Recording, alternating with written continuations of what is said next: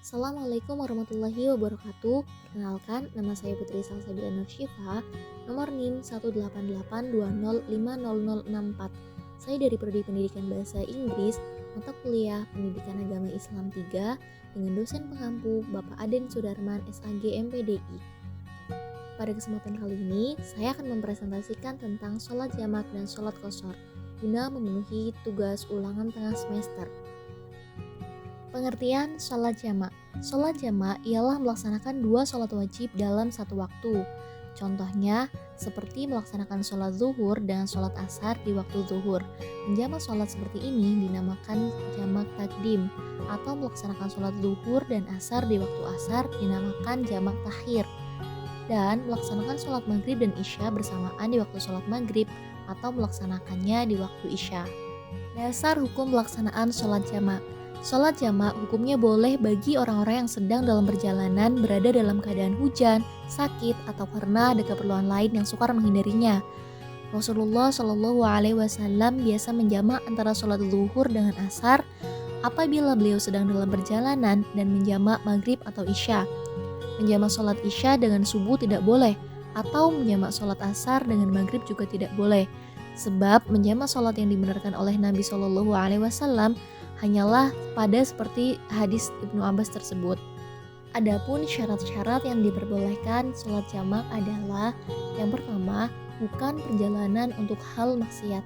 Yang kedua, ada minimal jarak yang ditempuh yaitu saat mencapai farshoh 5 km hingga 80 km, atau menurut beberapa pendapat ulama adalah 80.640 km. Yang ketiga, lakukan pada saat masih dalam perjalanan. Dan yang keempat, melakukan setelah keluar dari batas desa. Pengertian sholat qashar. Definisi qashar secara etimologi bahasa Arab adalah ringkasan, meringkas. Adapun definisi qashar menurut terminologi syara adalah meringkas sholat fardu yang 4 rakaat menjadi 2 rakaat.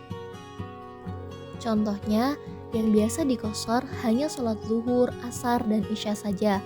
Sholat qashar adalah sholat yang diringkas dari 4 rakaat menjadi 2 rakaat dengan tetap membaca Al-Fatihah dan surat. Dengan demikian, sholat maghrib dan sholat subuh tidak dapat diqashar karena sholat maghrib 3 rakaat dan subuh 2 rakaat.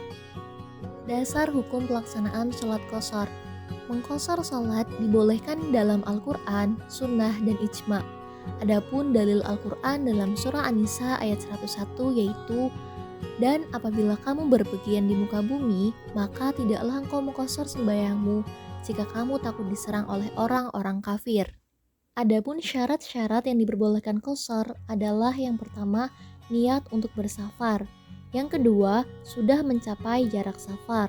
Yang ketiga, sudah keluar dari bangunan terakhir dari negerinya. Dan yang keempat, disyaratkan niat qashar untuk setiap sholat. Adapun tata cara melakukan sholat qashar adalah sebagai berikut.